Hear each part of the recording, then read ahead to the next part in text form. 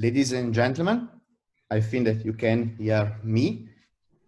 Good afternoon, and welcome to this Navigando at SISSA webinar, an online conference co-organized by SISSA, International School for Advanced Studies, Mare FVG, with the support of the Regione FVG Giulia and Ordine Ingegneri Provincia di Trieste. I am Gianluigi Rozza, and I am Director Delegate at SISSA for Research Valorization, Innovation, and Technology Transfer. Today, the topic of this conference, is related with emerging technologies for safety at sea, artificial intelligence, risk analysis, real-time computing. So we are focusing on recent development in design for safety in engineering, and in the second part of the event, we are focusing more on naval engineering with a special interest on cruise ship construction.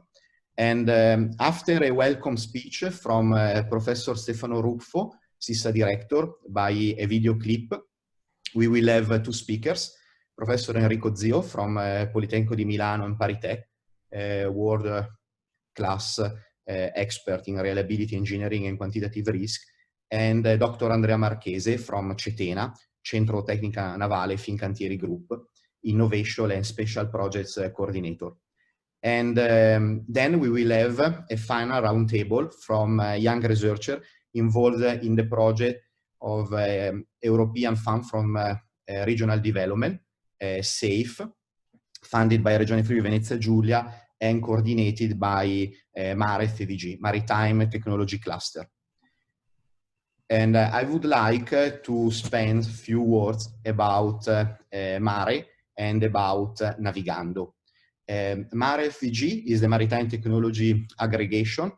It's an actor in the Regione FVG Giulia and a reference point for enterprises, universities, research centers, training institutions who are aiming at being more and more competitive together.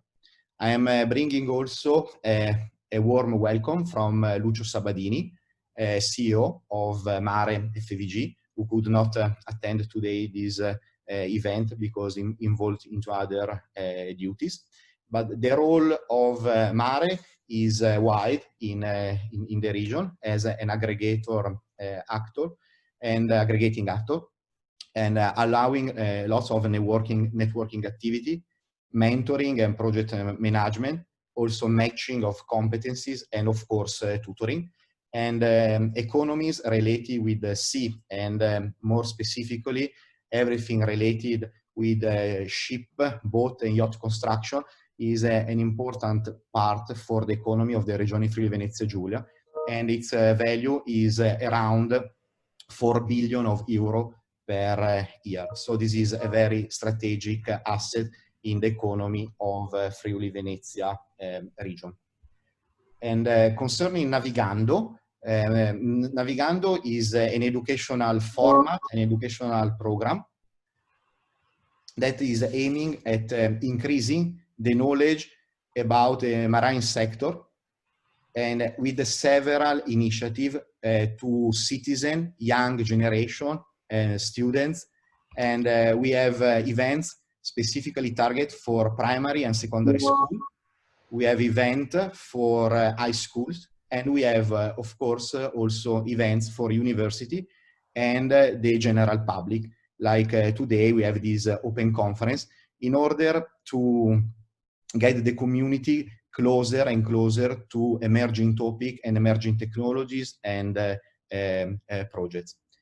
I kindly ask you to keep off the microphone and also the webcam.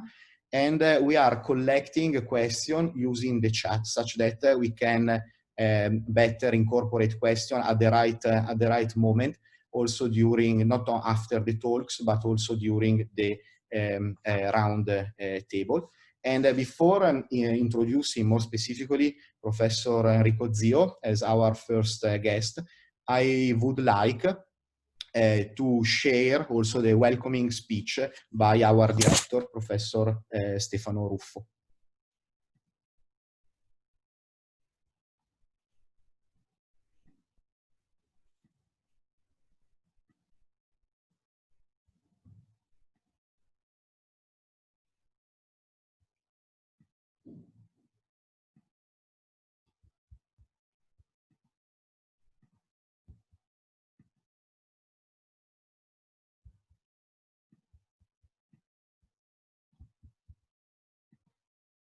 I'm Stefano Ruffo. I'm the director of SISSA.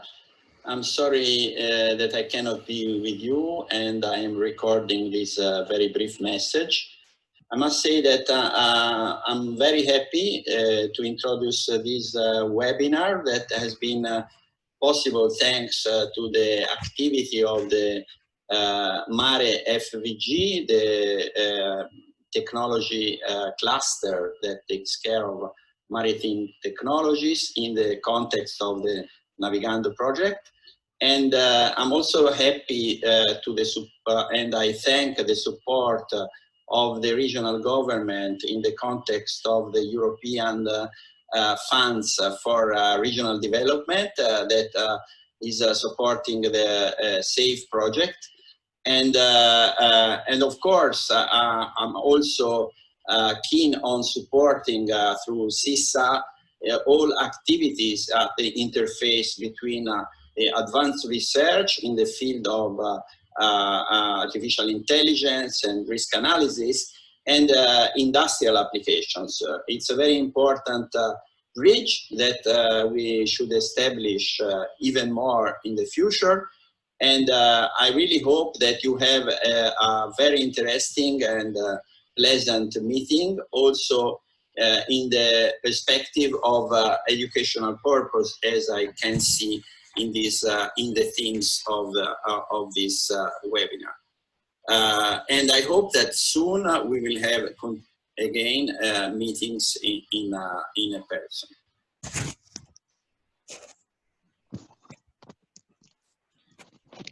So we thank Professor Ruffo for this greeting. And I would like now to introduce, it's a great pleasure and honor to introduce Professor Enrico Zio from Politecnico di Milano and called the mean ParisTech. And it's a great pleasure also because usually I'm used to see Professor Zio chairing special events in Politecnico, like the alumni convention. And usually I am just sitting in the audience. Today I am chairing, and today Professor Zio is the lecturer. So we have also great expectation, caro Enrico. So we would like to thank you for accepting also this invitation. And I would like just to say a few words, since Professor Zio is a world-class top expert in reliability engineering and quantitative risk. He received his master's degree in nuclear engineering at Politecnico di Milano, and then in mechanical engineering from University of California, Los Angeles. And then you had also a double PhD actually from nuclear engineering, Politecnico di Milano, and probabilistic risk assessment from MIT, 1996 and 1998 respectively. He's currently full professor at the Center for Research on Risk and Crisis of École des Mines, ParisTech, France. And of course, he is, as I mentioned, he is full professor and president of the Alumni Association at Politecnico di Milano. Professor Zio has been eminent scholar, visiting professor, distinguished guest professor, adjunct professor in several top universities around the world, in US, MIT, in South America, but also in the East. I would like to mention your several experience in China, Hong Kong, and Korea. And we would like also to congratulate with you, since in 2020 you have just been awarded of the prestigious Humboldt Research Award in Germany. And Professor Zio has also been very busy in serving several duties in a special committee in Italian government, but also in European government at the European level, but also in the extra-European Union countries. And I would like to mention that his research is focusing on modeling, simulation, control, optimization. And of course, the target is the failure, repair, maintenance behavior of components and complex systems for analysis of their reliability, maintainability, safety, vulnerability, resilience, and security. And of course, you are focusing a lot on the quantitative aspects, so using Monte Carlo simulation, artificial technique, automatic learning. And of course, you are also authors and co-authors of an impressive huge number of scientific publications, more than 500 papers. So thanks again for being here. And as I told you, caro Enrico, we have great expectation because you are also an excellent lecturer and chairman. And so I leave you the full control of the webinar. Thank you, Professor Rozza. Thank you very much. I will then share my screen. I would like to thank you for inviting me here on this beautiful day in Trieste, a beautiful city. Of course, I'm in remote, but I wish I were there because it's a really beautiful, beautiful place. And congratulations for this initiative. I accepted with great pleasure, really, because I think it's a very, very interesting initiative. I would like to share with the participants some views on safety in maritime transport 4.0 and risk science 4.0, what I call risk science 4.0. Now, what are we talking about? Well, we're talking about maritime transport, and as you know very well, we're talking about the process of moving people and goods on waterways. Now, we need to be careful right away that this is just not ships, it's the whole system, which is quite complex. Ships, waterways, ports, cargoes, passengers, all the administration and the navigational environment.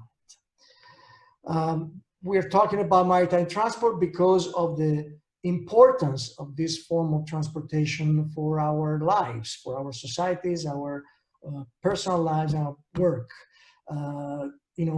Maritime transport covers, over 90% of the world's trade, okay? And it's increasing, okay? It's increasing in the years. Now, why are we talking about safety in maritime transport?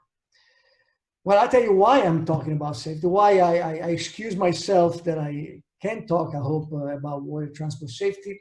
I am honored to be a member of the advisory board for the National Engineering Research Center for Water Transport Safety in Wuhan, University of Technology. Of course, I haven't been there for some times now, and as you will see, the data that I will show you is a little bit outdated because I didn't have a chance to go there and collect the new data. But it is a quite impressive center for research on this topic. And as you were saying, I've been concerned with failures all my life, which sounds a little bit sad, and also in the water transport, areas.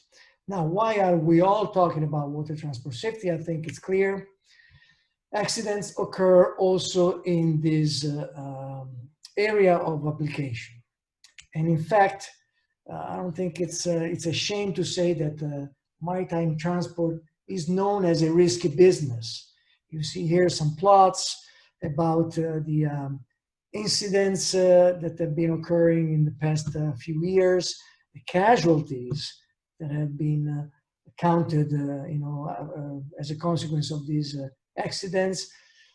I think it's good to see that the trends are going down, of course, but still it's a significant problem in maritime transport sector. Here you see some data on fatalities for some of the probably most renowned accidents that have occurred around the world, because in fact, this is a global problem. It's a global risk problem. These accidents occur everywhere in the world. Some are more famous than others. I would say infamous, if I may say that, including our infamous Costa Concordia problem or accident that occurred in 2012. There's different types of accidents that can occur, which include, of course, collisions and contacts, but also fires and explosions, hull and machinery damage, wrecks, and you name them, okay? There's a wide spectrum of that we need to be concerned with. And we need to be concerned with, it's clear to everybody, and it's clear it's a global risk. And in fact, there is an International Maritime Organization, which is an agency of the United Nations, which is specialized on maritime transport and, of course, you know, worries and takes care also at the global level of the problems of safety and security. Now, accidents trends are going down.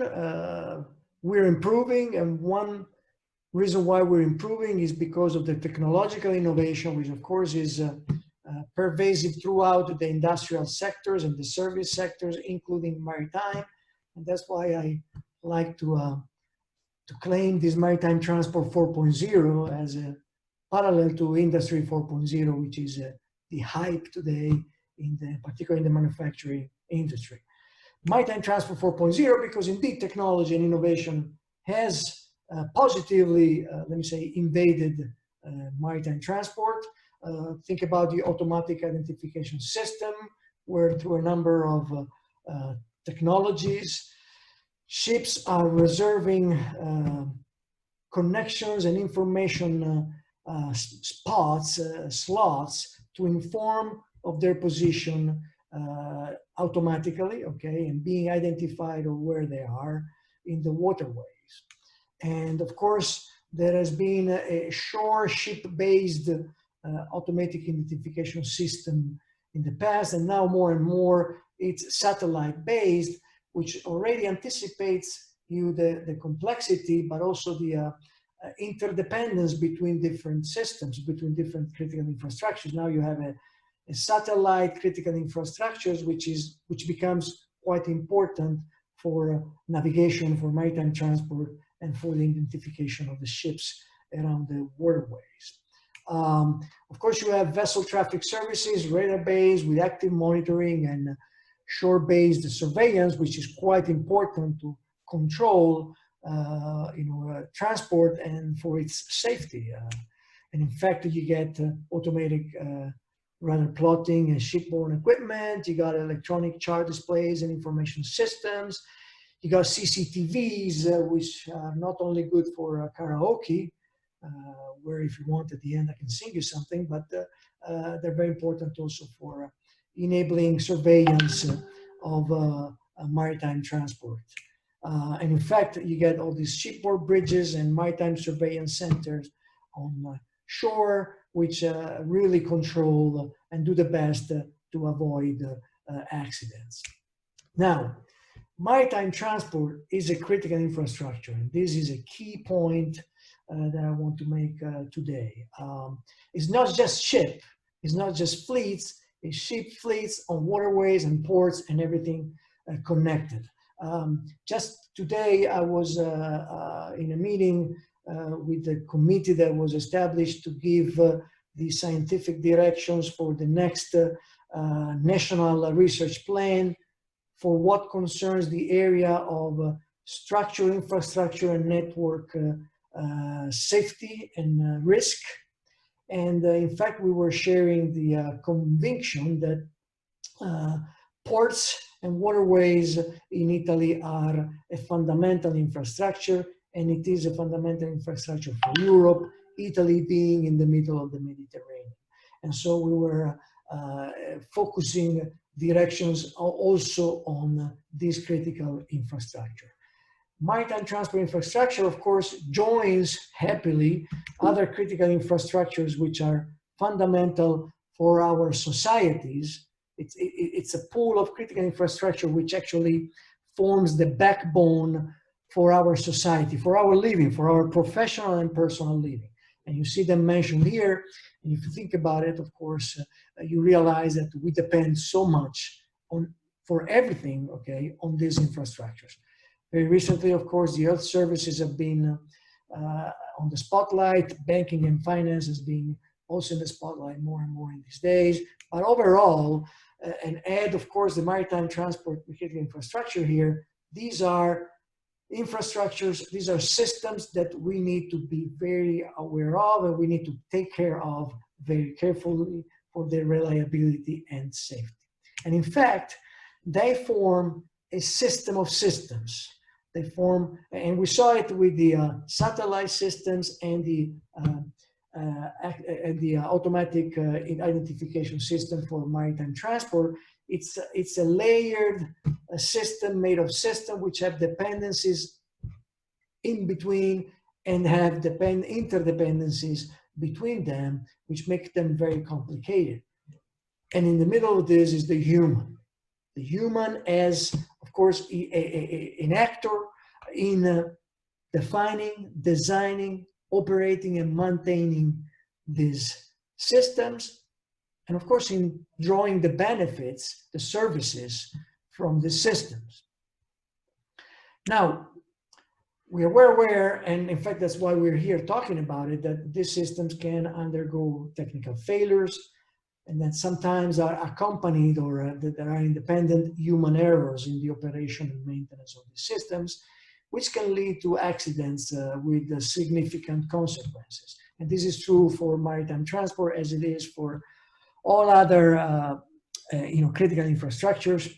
Think about several of the unfortunately infamous accidents that have occurred on bridges, on railway tracks, and on other types of critical infrastructures. The situation is such that this is a problem that we need to really consider more and more seriously, because aging of the systems, some of our critical infrastructures are becoming older and older, and therefore need particular attention, particular monitoring, particular intelligent maintenance, and maybe renovation and extension.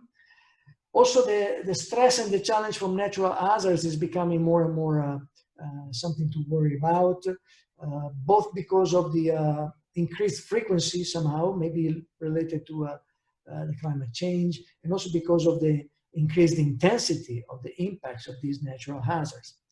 And I don't need, I think, to give you examples of snowstorms, icing, flooding that have been hitting the world, the different areas of the world in these recent days.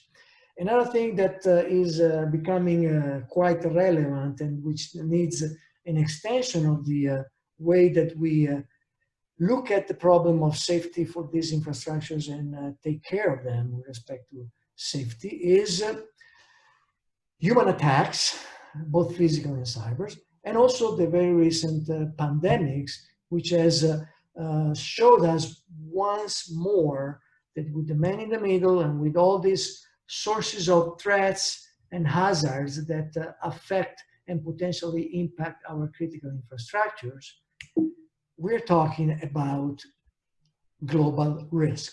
So everybody's concerned, and is concerned at an unprecedented global scale, which is the other face of the coin with respect to the benefits that we get from the extensive globalization that we have pushed on, also particularly through innovation, both technological and social. Well, when you realize this, and when you realize that you're talking about maritime transport as a critical infrastructure and its safety issues, well, I mean, you don't worry about it too much. I mean, you realize that critical infrastructure is just like other, high-risk plants and high-risk activities, sits on a pool of hazards, okay? And that makes up and builds the risk that these critical infrastructures and the human in the middle are exposed to. Well, then you call Professor Zio, you pay him enough, and he comes with his binocular, his tools, and his expertise to look to this picture and try to understand what is the risk, what are the hazards, okay? Of course, the picture is blurred because in spite of the great, or the greatness of Professor Zio and his competence and the tools that he brings, there's still a lot of uncertainty, there's still a lot of things that are not known about the hazards, about their verification, how their occurrence, about what they do to the system, and about how the system and the human in the middle respond to these hazards. And again, the pandemics is quite a very recent example of all this. When Professor Zio comes, he starts doing the analysis and he starts trying to answer some questions, okay? What can happen? So the accidents that can hit your systems, what are the consequences of these accidents. Of course, what is the likelihood of these accidents to occur, because then I need to, you know, take measures to avoid these accidents. And so all this analysis is based on the knowledge that is put on the table, okay? So it's really knowledge-based.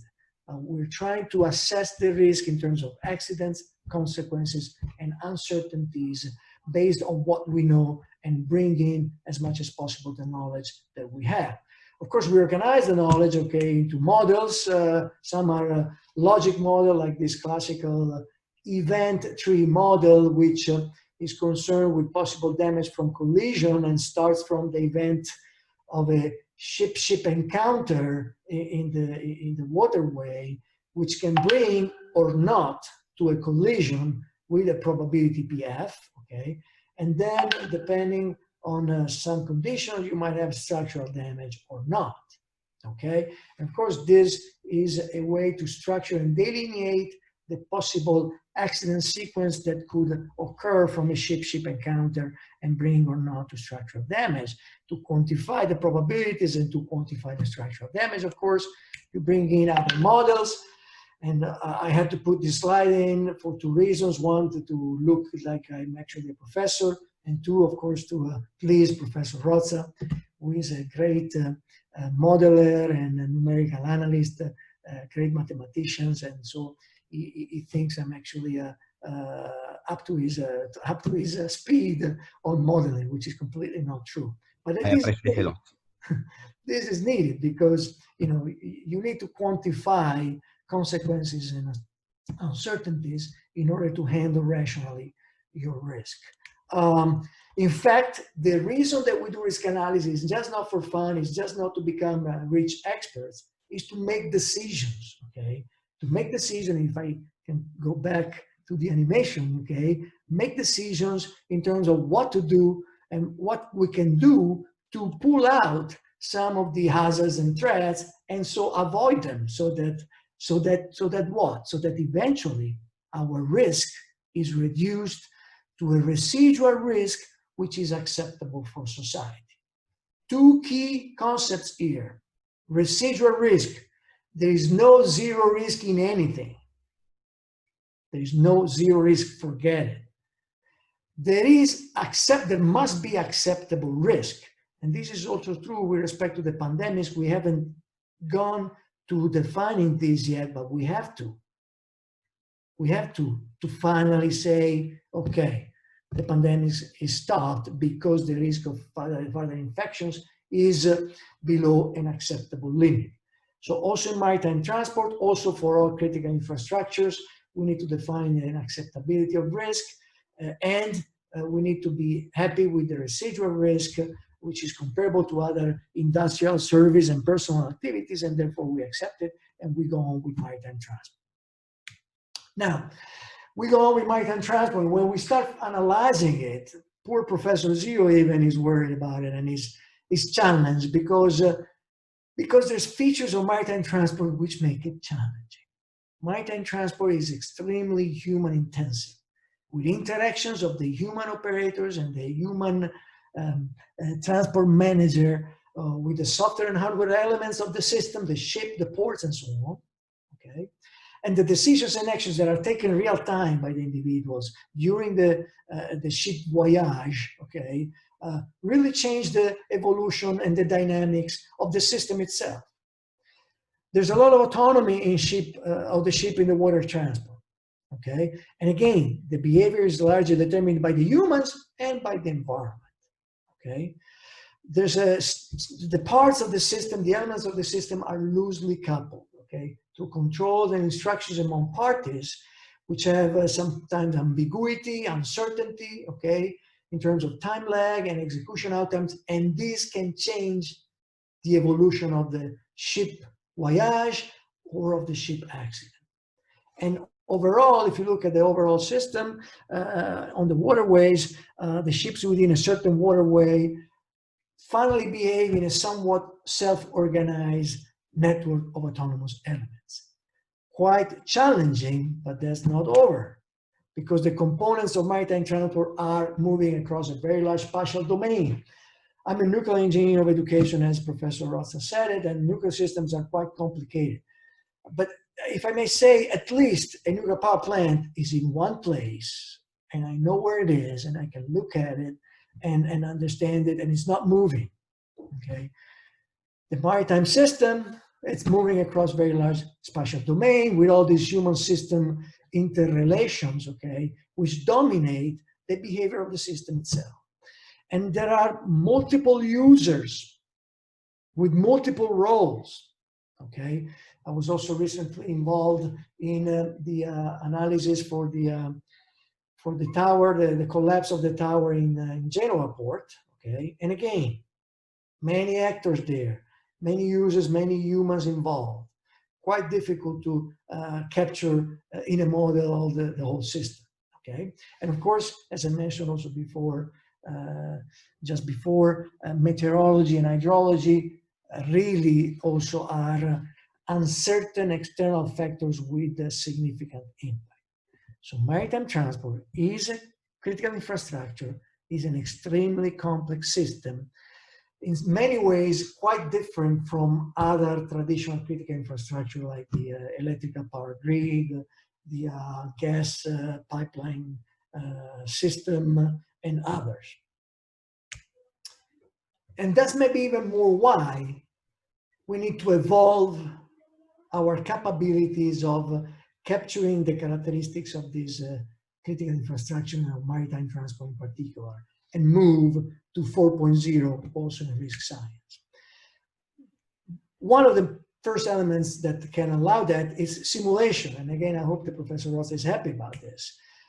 The computational performance is increasing incredibly, okay, in the past years, with this very weird metrical EFLOPS, okay, exaflops, billion of calculations per second, okay, 10 to the 18, at a reasonable cost, because the cost of computation is going down significantly.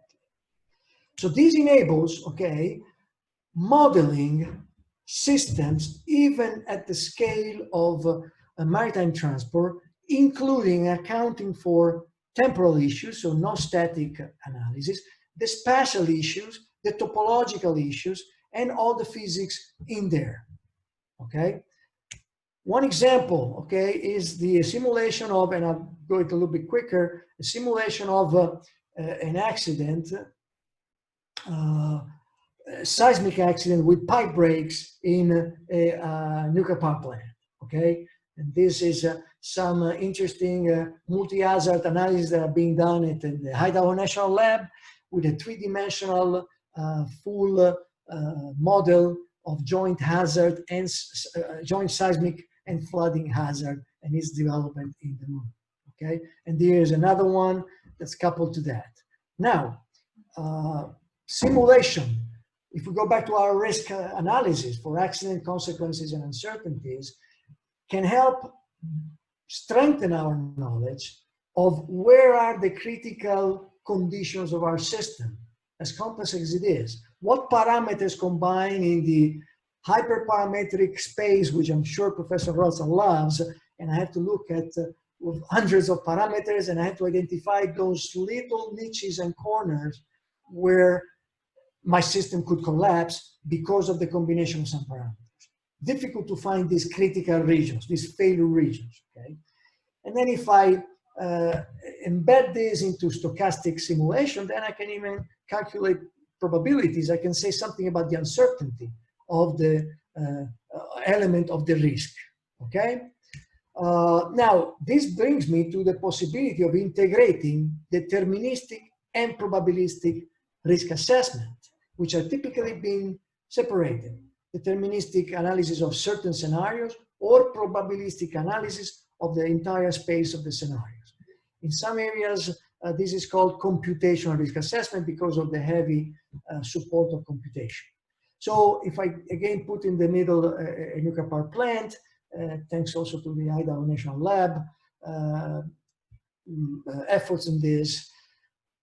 For having an accident, you need to have an enabling conditions with an initiating event, and then you need to model the response of the system to this accident event. and this might lead to failures of systems and structures and components, or to successes of some of the safety barriers and safety systems that you've included. So there are probabilistic events involved, and there are physical events, physical dynamics of the season, of the earthquake, of the flooding, of the thermal hydraulics of the plants, and so on. Now, of course, you use stochastic models for the probabilistic events, and typically you use, of course, physical-based models for the physical dynamics, okay? Well, you can integrate all this, and simulation is the key to integrate these, and it can be done, and it is being done. Now, the other hype besides simulation is big data, okay? And we're hearing big data everywhere, and big data in industry is enabling part of the Industrial Revolution 4.0 because of the possibility of monitoring the components and knowing something about their state of health, if they're degrading, if they're failed, or so on. So the idea is, I have my system, for example, I have my two parallel systems here, A and B, okay, and they live in life. For example, at one point, maybe component A is replaced by component A prime. And of course, they are operating under certain conditions, the green line below, okay? And I'm observing all this thanks to the sensors, the computational power, and the lab of Professor Rozza, which builds algorithms to look at this data and understand them. So I can have some sort of indicator, health indicator, okay? The indicator of the state of the component, and I can see how it's going, okay? And I can include this value of the state of health of the component into my risk assessment to make it more realistic, okay? Because a component that is old has a larger probability of failure than a component that is new, because it's degraded. And if I have monitored, and if I'm able to monitor this degradation, I can change and update my probabilistic risk assessment, for example, within a Bayesian framework, for those of you who like probabilistic analysis, probabilistic theory. So the idea is, is if you see the previous event tree, okay, as before, now A and B are the two events that were in collision and structural damage before. What you worry about is this sequence S3, where you actually have failure of the system, okay, and the probability of failure changes in time. You see that the stars change in time. The P3 that you see here, I am using my cursor, but I'm not sure if you're seeing it, but P3 that you see changes in time. Why does it change in time, the probability of failure of the system? Because I am monitoring, and you see the bottom curves here, the dots, the red dots, show that you're monitoring the state of your component A and also B, and therefore the probability of failure, which are the dash red lines there, change and increases, and then you account of that in your probability of failure of the system P3, which changes in time because you're looking at the condition of your components during their lives, and you can say that the risk changes because they get old and they get more and more degraded. I'm sure I lost you on this slide, and I will not go into much details on this slide, but I just wanted to tell you that, for example, one application was to follow the conditions of the components in a nuclear power plants, in particular in the steam generator tubes, in order to define the proper maintenance to be done. We had two types of maintenance that we could do: tube plugging and water lancing and chemical cleaning, depending if we have stress corrosion cracking or pitting in the tubes. And then we need to decide at the different times of life of the tubes what maintenance to do. Well, we set up this condition-based risk assessment, monitoring the conditions of the tubes, and then calculating the probability of failure due to the two different types of mechanisms of degradation, pitting and stress corrosion. And then the maintenance decisions were taken over time in an optimal way by prioritizing the risk and taking care of the most dangerous mechanism of failure at that time. Brilliant, I think. Brilliant opportunity to bring in data from condition monitoring into the risk assessment. So of course, our systems are more and more connected, more and more IoTs, okay? And therefore we need to worry about cyber physical systems, okay? So of course we need to take into account in a cyber controller the actuators and the failure of the actuators and of the sensor, that's fine. We also need to take into account software reliability, the possible errors that are in our softwares. And so the system fails because there is an error, a bug in the software.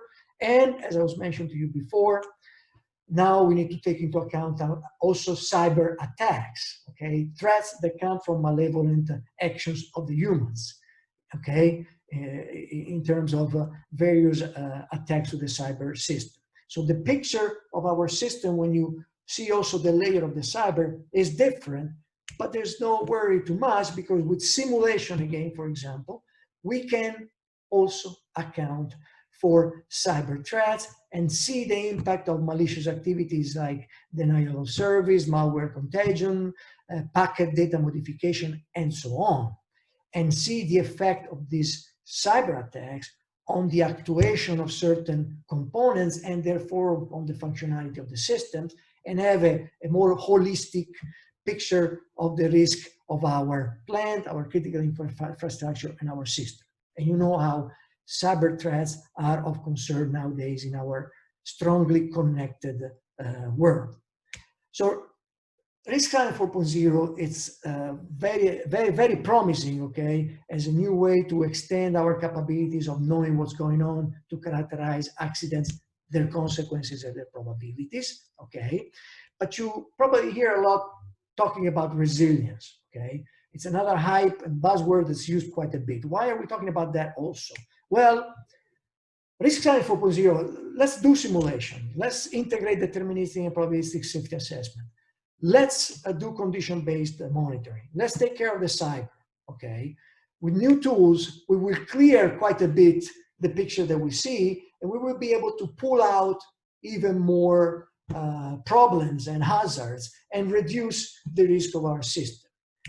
But remember the complexity that we're living in, the complexity of our critical infrastructure, the complexity of maritime transport infrastructure. And in spite of how good you look into it, thanks also to Risk Science 4.0, there will always be surprises.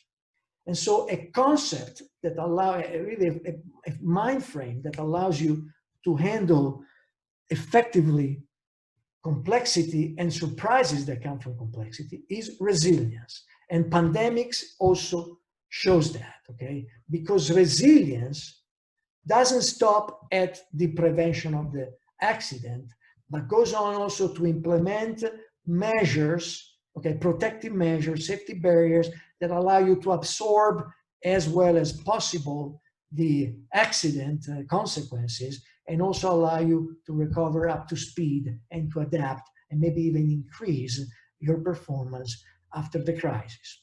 And this is an extension that is fundamental, and the pandemics in the different nations have certainly taught us how important it is to be resilient. Of course, the problem is the balance between the costs that are associated to being prepared and the costs that are associated to an accident if you're not prepared. This is always of concern. Once you have resilience, of course, to handle it, you still have to introduce resilience matrix, okay? And here's something else from Professor Rosa, equations. You need to be able to measure resilience, as well as you need to measure risk, okay? And reliability, okay? Otherwise, you cannot take the decisions that are most, you cannot prioritize the risks and the actions for resilience, and you cannot take the optimal decisions if you don't know your decision, how much resilience will it give to your system. Okay? And so you try to define metrics that show somehow the resilience effect of your protective measures, safety barriers, increased capacities, and so on. So that you can compare different solutions. Okay, the light blue one is certainly a solution that's more resilient than the dark blue one, because you mitigate and absorb better the impact of the accident. The duration of the crisis is shorter, and you speed up and recover quicker than in the dark blue. So I come to the conclusions, and I hope I didn't bore you nor overwhelm you, okay? But for me, it was a pleasure to share with you these thoughts about transport infrastructures, in particular maritime transport infrastructure, of course, that we've been talking about, because we're worried about the safety of this transportation sector, okay? Because we know that accident can occur. We have, I think, pushed the concept of improving and I would say exploiting opportunistically the innovation of technology and of methods for simulation, for data analytics, for many types of analysis also in the cyber security, so that our risk science 4.0 can enable us to pull out more hazards and reduce our risk, and also to prepare us to be resilient to possible surprises, given the great complexity of the system of systems that our critical infrastructures build. So risk science 4.0, okay, needs to really be worried about aging systems, and of course, all the new systems that come, okay? Think about autonomous mobility, okay? And other types of systems that we still need to understand what is the impact in terms of safety. We really need to take care of our critical infrastructures and the complexity of the system of systems that they make up, okay? We need to realize that we're living in a digitalized cyber-physical world, okay, with Internet of Things and all these things that are coming to give us more and more functions, more services, more benefits. Well, evolution is needed also in risk science, okay, with some of the concepts that I was happy to introduce to you today, of integrated deterministic and probabilistic risk assessment, condition-based risk assessment, cyber-physical resilience, okay. I conclude with an advertisement, of course. Some of these concepts are summarized in this paper of, I think, about 2019, 18, something like that. So this is the commercial break. And of course, an invitation that you cannot refuse. Very close to you, in November, we will be holding the conference with C, capital C, the conference on these topics, okay? It's the best, greatest world conference on this topic because it merges the European Safety and Reliability Conference and the Probabilistic Safety Assessment and Management Conference, two worldwide famous conferences. It happens only every 8 years, so it's an Olympic and world soccer game together. It's 1st and 6th November. We have actually started with some webinars, and one is ongoing right now. So it's the longest also conference in the world. Started on June 22 and finishing November 6. And of course, maritime transport is one of the top topic that will be addressed with respect to these areas of safety, risk, and management, and so on. And by no chance you see Fincantieri as one of the leading supporters and sponsors of this conference. With this, I thank you all for your attention.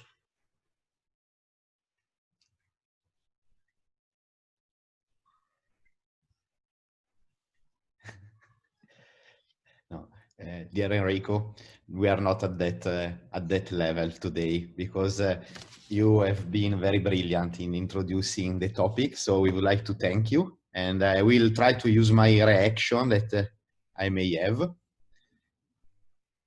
And I think that also the audience could have appreciated.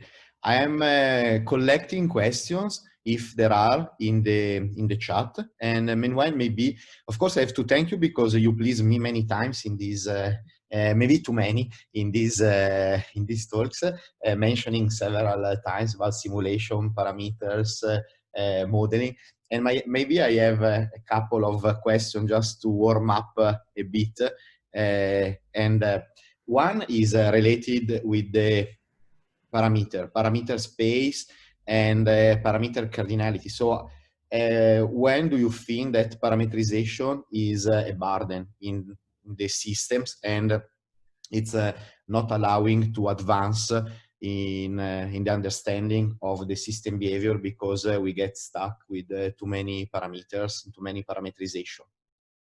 Well, the problem gets connected with the problem eventually of simulation time, in spite of the fact that I told with glamour the opportunities in simulation and the advancement that simulation has done.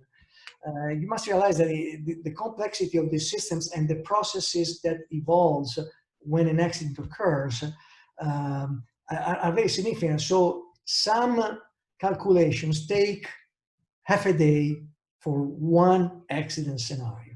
Now you're thinking about doing a probabilistic analysis with the uncertainty analysis included. So you easily need to do 10,000s of simulations, okay, for different values of the parameters. So when we are already, honestly, when we're already dealing with 30 to 40 parameters, we are already in some trouble. And so we make use a lot of sensitivity analysis in order to try to focus on the main parameters, of course. And then we try also to bring in and fit in, I would say, some of the artificial intelligence models. You know, let's say neural networks, because it's a very popular type of artificial intelligence models, to replace the heavy computational burden, sophisticated code, train it on few runs of the code, and then run it millions of times in a quick way.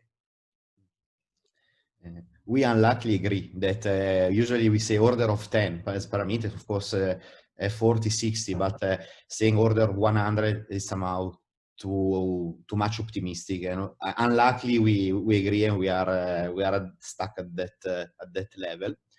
I have a question from Paolo Scialla in the chat, so you can read also if you need maybe to go more deeply inside the question. And what is Professor Zio's opinion on the time frame for repeat risk assessment at the light of the rapid evolution of the technology? And I mean, risk is changing. Well, thank you, Dr. Scialla. Risk is changing, and so we need to be aware of that, and we need to anticipate. That's why, and maybe I didn't stress it enough in the very last slide, I had also new systems, and not only aging systems. So we really need to be very careful on whatever we put on the use, okay, on the use of the human in the middle. And that's why I made the example of the autonomous driving.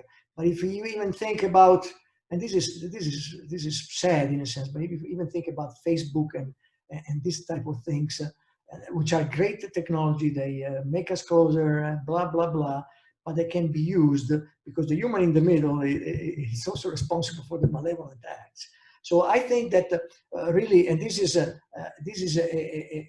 fundamental role of the governmental agencies to really be at the lookout and anticipate possible risks from any technology that could bring benefits, of course, to the population. If I have understood your question and answered it properly.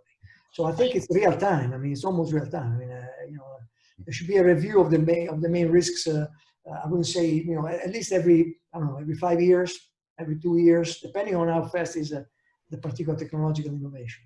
If I'm not making a mistake, Dr. Scialla is affiliated to the Lloyd Register. Okay, Lloyd Register is yes, correct. Yes. Lloyd Register is another active participant in this conference. Okay.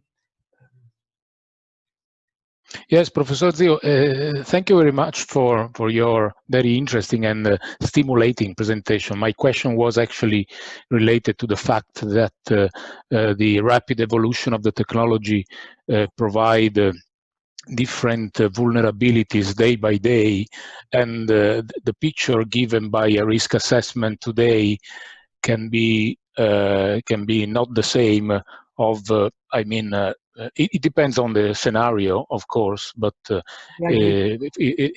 especially for the IoT we need to have a very short time frame to repeat risk assessment due to the fact that even the capability of hackers, attackers, is changing in respect of on a monthly basis. So an attack that can be provided by a very high level of competence today, in a few months can be provided by a teenager.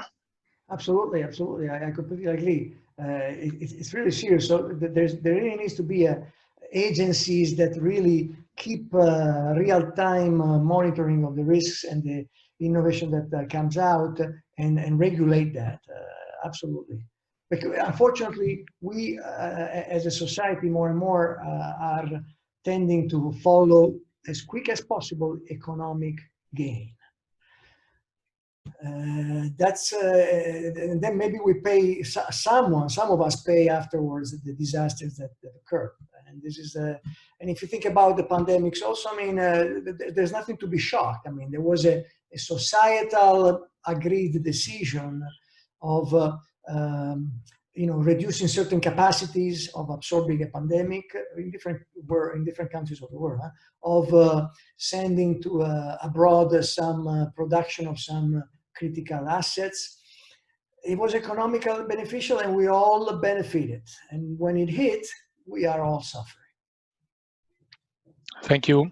Thank you very much.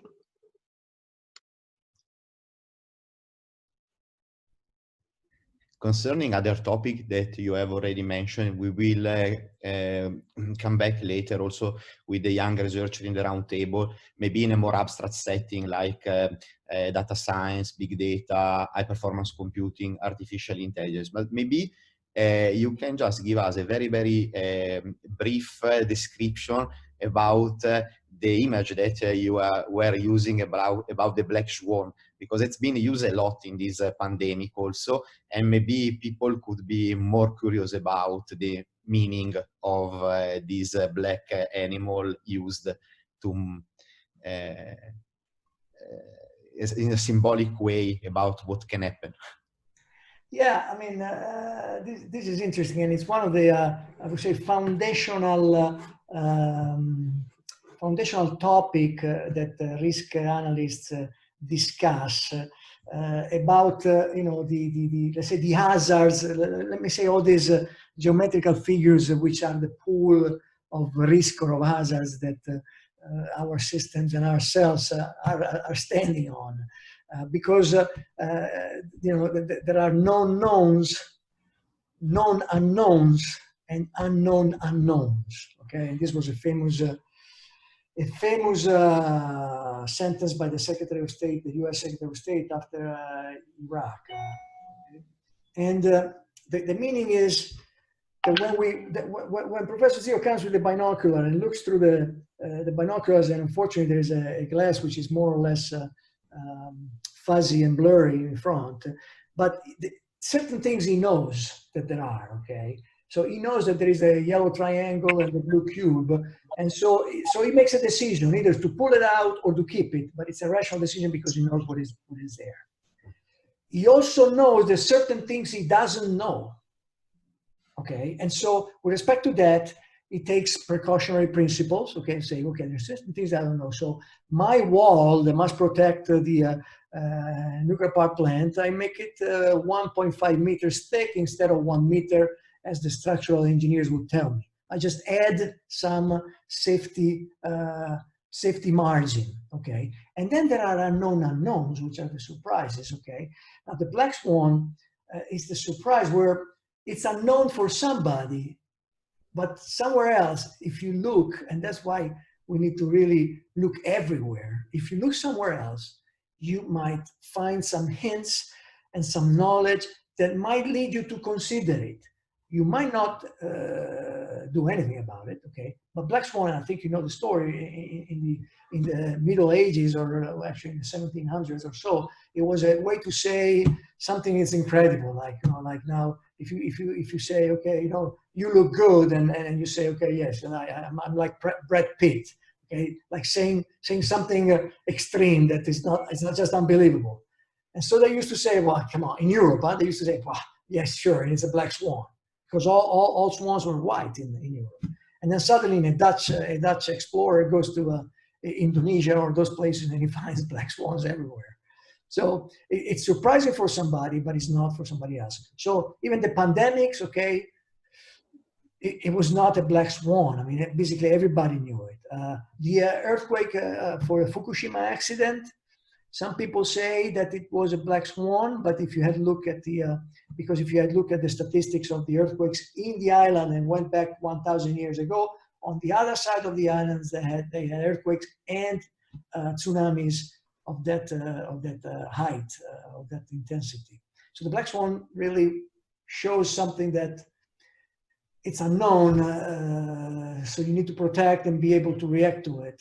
And of course, you need to further enhance your efforts to make it known, because if you go and look somewhere else, weak signals, which are the ones that we should look at to anticipate the risks, as we were saying before with Dr. Shala, okay, it's needed. So we need to use all technologies today, not only to improve services and benefits to people, but also to improve the safety benefits to people.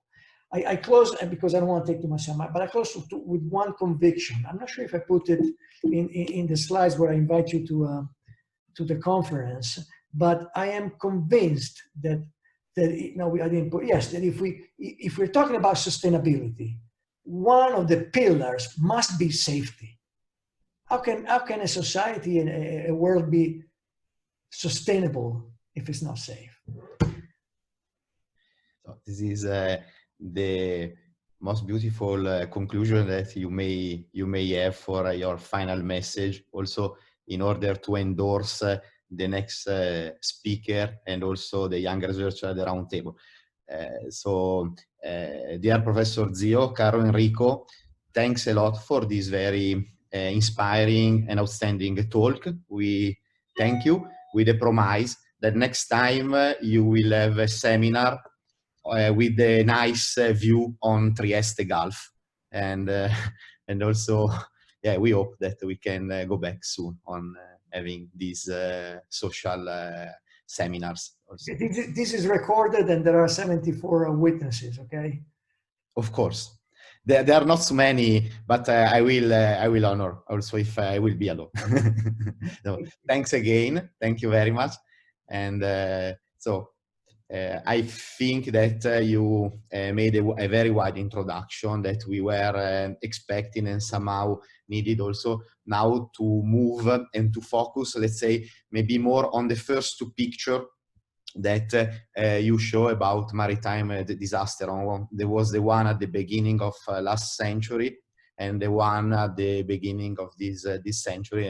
And the next speaker, Andrea Marchese, from CETENA, Fincantieri Group, will give us a more focused presentation also on the study undergoing for safety related with naval engineering and of course on the new concept for cruise ship construction. So it's a pleasure to introduce also Andrea Marchese. I would like to spend a few words about CETENA. CETENA is a Centro Tecnica Navale by Fincantieri Group. It's a naval and maritime research center. CETENA has been established in 1962 and operating both at national and international level, and offering also consulting and services to third parties. CETENA has headquarters in Genova and also branches in Trieste, Muggiano, Castellammare di Stabia, Palermo, and also experimental facilities in Riva Trigoso. And the activities at CETENA are carried out both at numerical level with simulation, but also with experimental activities also in dedicated facilities. So it's a pleasure to introduce also Andrea Marchese with innovation and special projects coordinator at CETENA. Good afternoon to everyone. Can you see me? We cannot see you yet, I think. Okay, maybe. But maybe you can start sharing the... Okay. Okay. So welcome, Dr. Good Marchese. afternoon. Thanks for being here for Yes, thank you to invite me to this webinar. Today I will present you the SAFE project, a project that is born with the POR-FESR of Friuli Venezia Giulia, and has the aim to cover some operational safety aspect for the cruise ship. I will share my screen. Okay.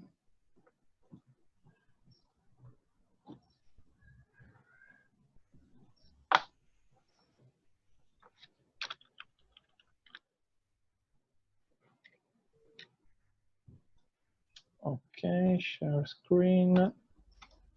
Here we are. Thank you. Stop my video so for internet. Okay. Yes, today I will present to you SAFE project, real-time damage management and decision support system. I jumped the introduction about my company that you already done in an excellent way. I just add that we are a link between the basic research and the industry, and we use our competence and skill to create tailored solutions starting from the innovative technology. As you say before, during our work, we collaborate with different research centers at national and international level. The SAFE project is born to cover some operational aspect of safe return to port.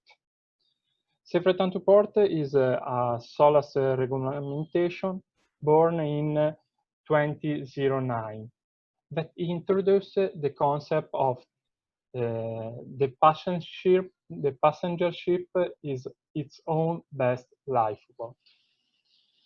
So the rules require that the ship has to be designed in such a way, if you are in the middle of ocean and a fire or flooding casualty occurs, you don't have to evacuate the people on board the lifeboat, but you have to keep all people inside the ship and safely return to the closest port. During the voyage, as minimal requirements are defined by SOLAS. It are a set of service, a service for passengers like water, food, access to a safe area with light, ventilation, air temperature monitored, and the possible to access to the toilet and medical care.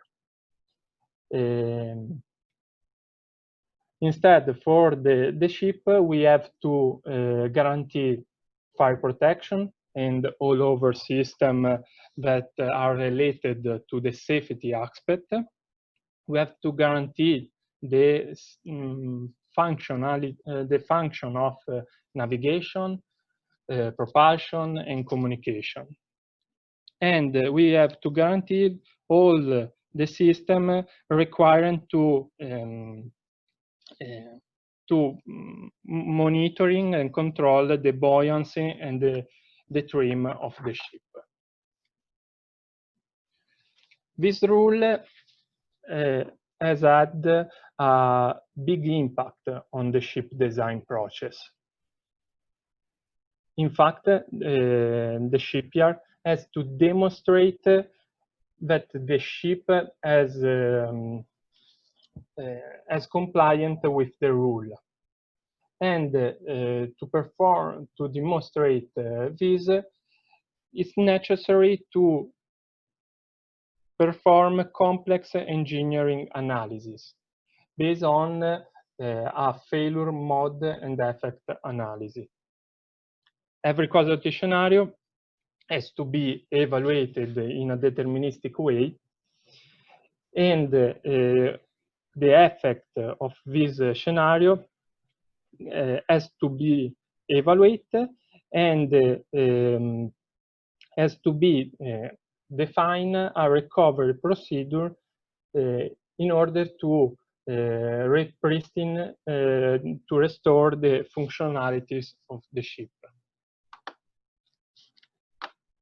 During this design phase, the shipyard has also to produce all the documentation required by the flag administration.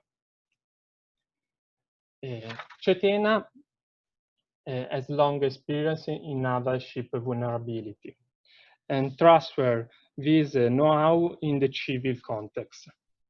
From the 2014, CETENA has supported the Fincantieri in design and in design cruise ship complying with SRTP rules.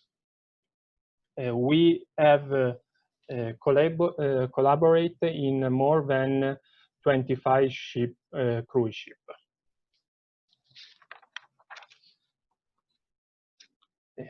To do it, we develop a tool indispensable to perform the analysis. We develop a framework able to generate a ship digital twin.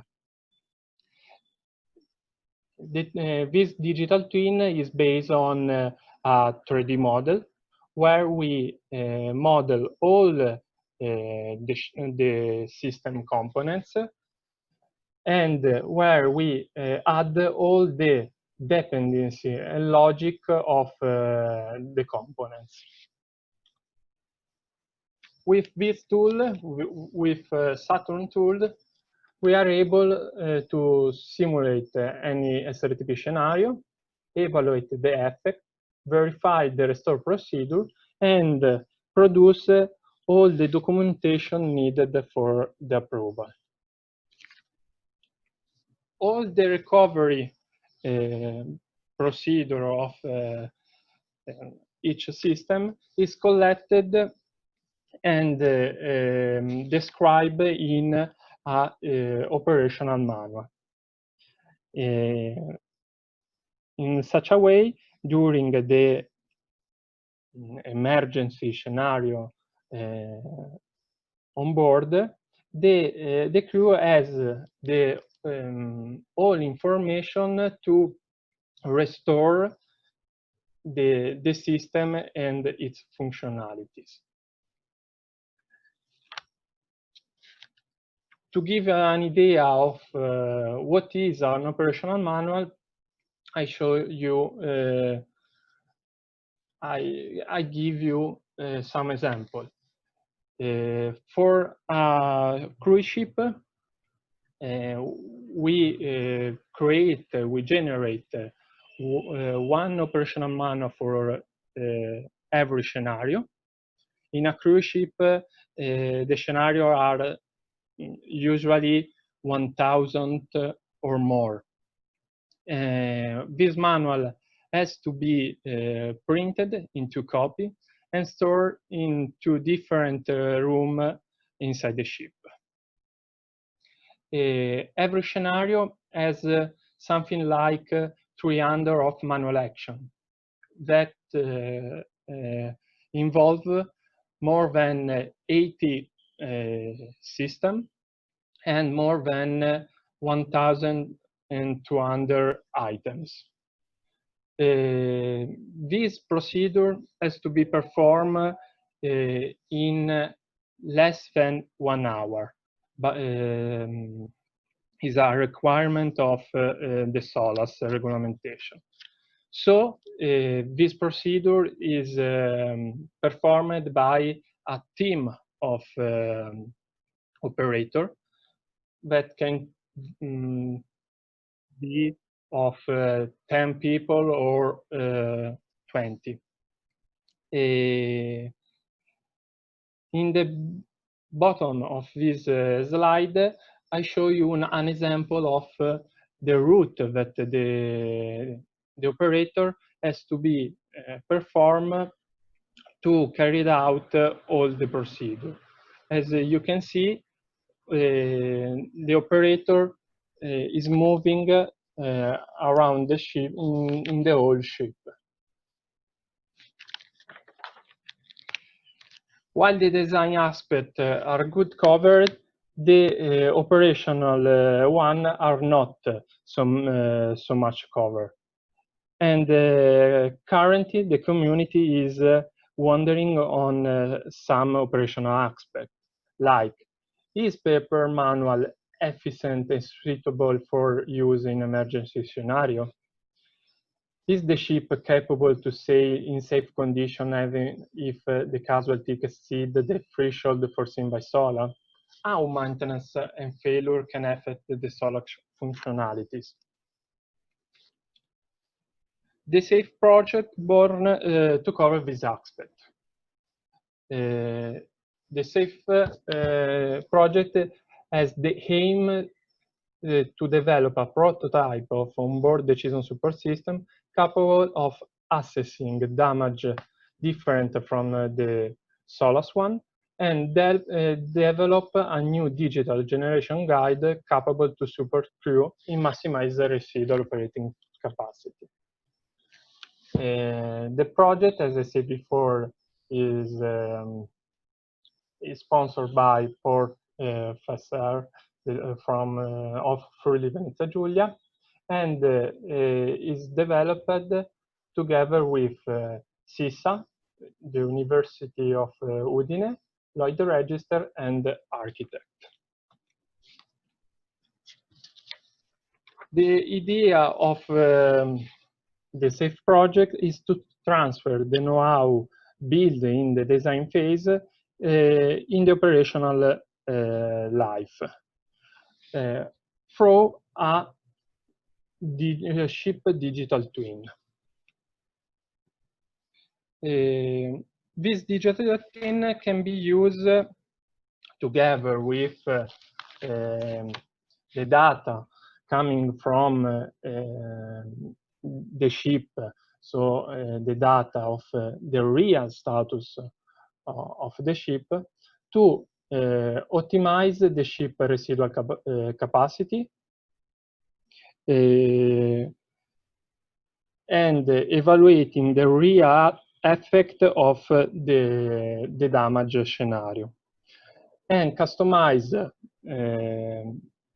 the recovery procedure studied in the design phase to maximize the functionalities of the ship. This digital twin can be used also to support the crew during the restore procedure in emergency situation, and guide step by step each operator, reducing the human error. And finally, we can use this digital twin also to support the crew training with a simulation of the real scenario. The SAFE goal can be achieved by developing the following tools, the following 4 tools. A dynamic ship assessment tool, able to simulate with accuracy the ship behavior a decision support system tool that has the role to support the management of the ship during operation and during emergency. And another tool is the digital operational manual that has the aim to guide the crew during the emergency procedure. And finally, we have the ship damage simulator that has the aim to explore the entire domain of damage scenario by means of high performance computing and export the entire domain of ship response. In such a way, these data are accessible in real time during the operation. In detail, for the dynamic ship assessment tool, we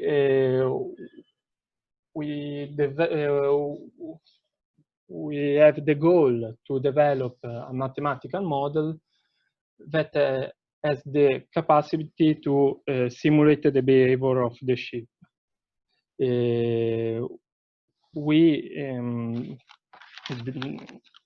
We develop this tool in collaboration with SISSA and the Lloyd Register. The tool is based on a graph network in which we maps all the dependence between components and all exchange of commodities. Analyzing that network, we are able to verify the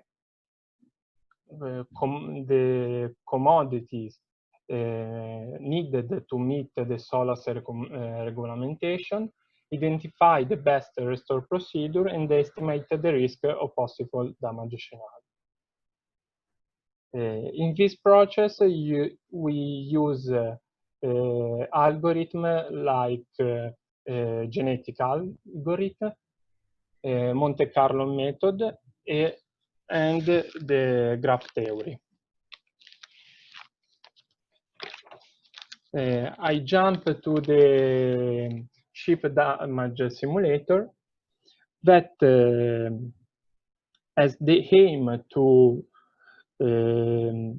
use the dynamic ship assessment tool and evaluate the entire domain of damage and collect all the possible response of the ship. This useful database can be used during the risk assessment process to identify underlying weakness of the ship design. And this database can provide also a real-time response during emergency situation. This tool is developed with the collaboration of the architect and also of Lloyd Register. The other tool, the decision support tool, has the aim to use the digital twin created from the tool show in the previous page and integrate the information coming from the digital twin with the real data available on board. With this tool, we are able to minimize the safety risk, optimizing maintenance plans and performing condition-based maintenance. And we are able to customize the procedure defined in the ship design and maximize the ship safety functionalities. This because in the ship design we make hypotheses that can, in operational life, can be eliminated and evaluated in real time. Finally, another tool that is developed in a SAFE project is the digital operational manual. The digital operational manual is the next generation guide for operators that we call assist. Assist is a system composed by a set of rugged tablets, one for each operator, in which is installed a tailored application that guides step by step the operator and give all the information with a human-centered approach. In such a way, the human error are reduced. Assist can also monitoring the status of the procedure and share the information with a master device that can be used by a team leader to monitoring the status of the procedure. The use of a digital device can bring a lot of advantages. In fact, it's possible to give more information with a human-centered design interface and reducing human error. This solution is more light and teeny of the paper copy. In fact, the paper copy, as I said before, foreseen the print of 2,000 of manual that are composed by 100 of page. And this manual are 2 ton heavy and are stored in 2 dedicated rooms inside the ship. So digitalizing this information is possible to reduce the impact of in space and heavy of the SRTP manuals. Moreover, using a digital version of the operational manual is possible to reduce also the life cycle cost.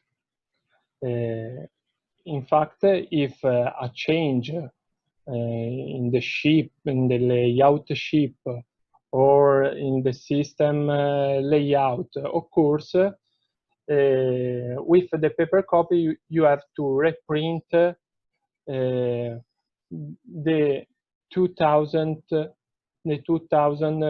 manual on board. Instead, with the digital device, you have only to update the database. Moreover, the digital device is also harder than the paper copy.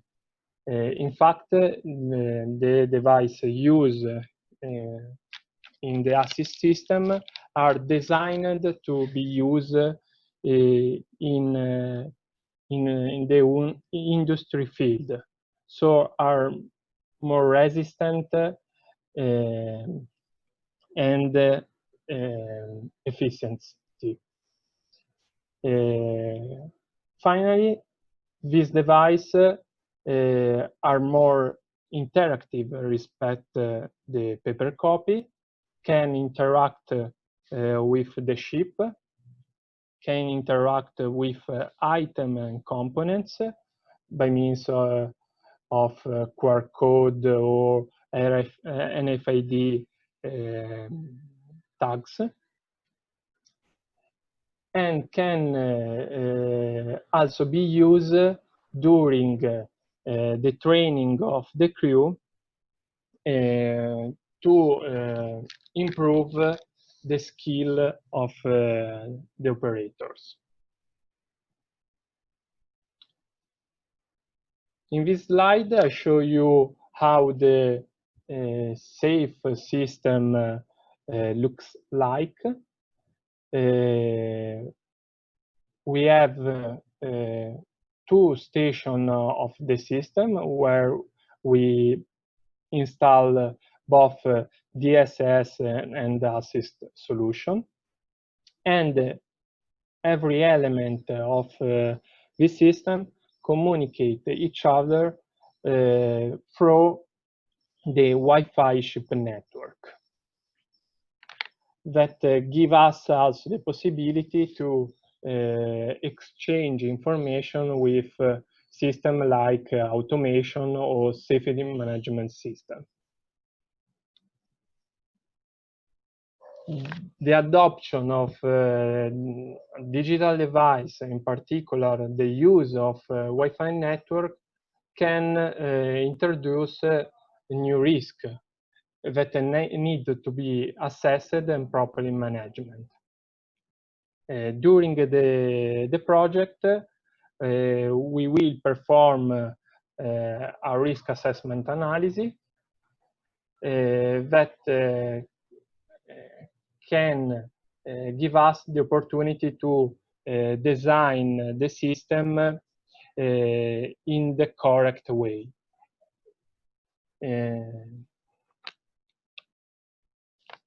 Finally, I will show you the timeline of the project.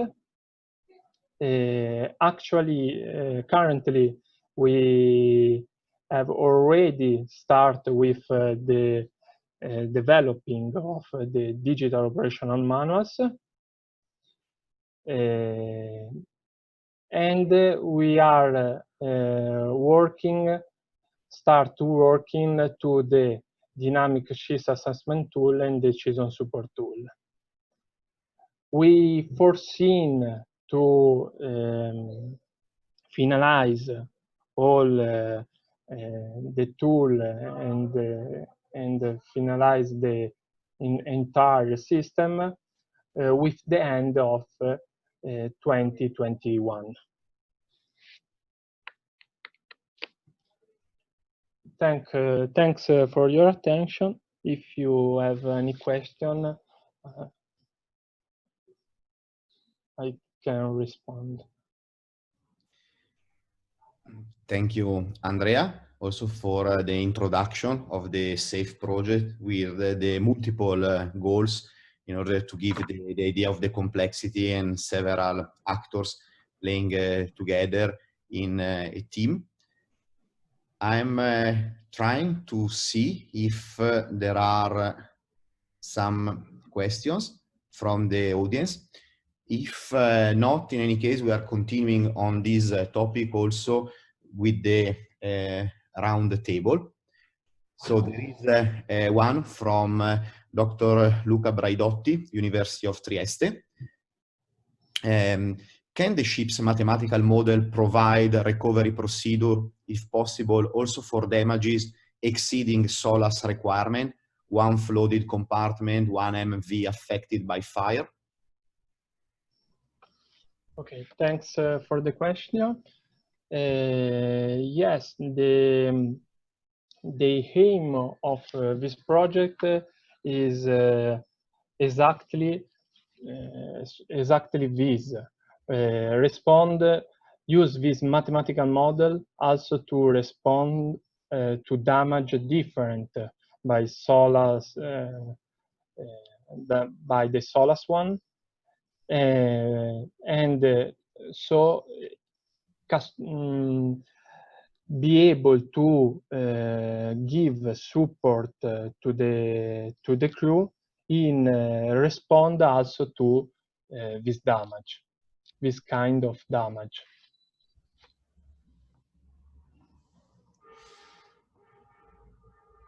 And there is a, thank you, Andrea, of course. There is another question from Aurora Maurizio, former master student in high performance computing and SISSA PhD holder. If you can spend few words about the Saturn damage simulation system you were talking about. And meanwhile, Dr. Braidotti, University of Trieste, appreciate your reply. Thank you. Thank you.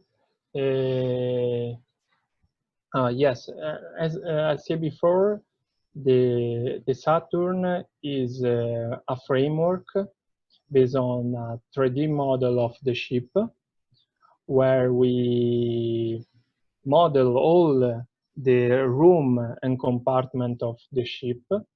In this model, we add the component in the system in terms of components, valve, pipe, cables, and we define some relationship between component and system. So we are able to propagate the original damage of that impose SRTP regulation. We are able to propagate the effect and we are able to evaluate how this damage propagation can affect the SOLAS service required. In this way, we can simulate in a deterministic way all the scenario, all SRTP scenario, evaluate the effect, and define the correct procedure to restore, to isolate the damage and restore the function of every system. And this tool is the tool from we start the SAFE project that we want to upgrade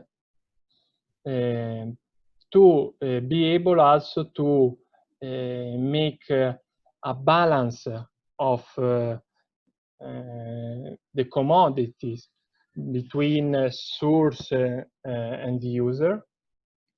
And also we want to introduce a risk assessment analysis to estimate how a failure or how we want also to measure the probability of loss of any of any SOLAS service. To give this information in the operational life that can be useful to customize the maintenance plan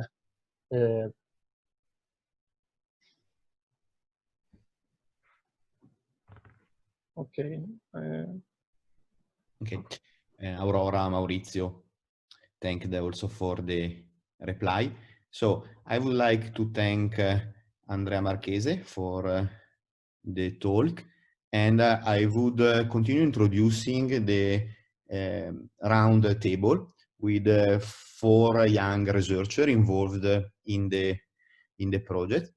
And I kindly ask to the participant of the round table to activate the microphone and open the webcam. So I would like, Good afternoon. Good afternoon. Good afternoon. Good afternoon. So I would like to welcome Martina Teruzzi from SISSA, holding a PhD in physics, a current student in the Master High Performance Computing. Nicola Demo, computer scientist and researcher, holding a research fellowship at SISSA MATLAB. Sara Ceschia from University of Udine, Politecnico Department of Engineering and Electrical. And she's assistant professor of operational research. And Francesco De Giorgi, who is the founder of Exact Lab for architecture. We will know a little bit more during the round. I hope that you are hearing. Otherwise, I ask maybe the roundtable participant to close the microphone and to open just when they are replying, because there is a lot of background noise. And I would like to start with Martina Teruzzi, asking which is the contribution from physics doctoral degree holder in this SAFE project. So what are you doing as a postdoc or other kind of activity in this SAFE project at SISSA?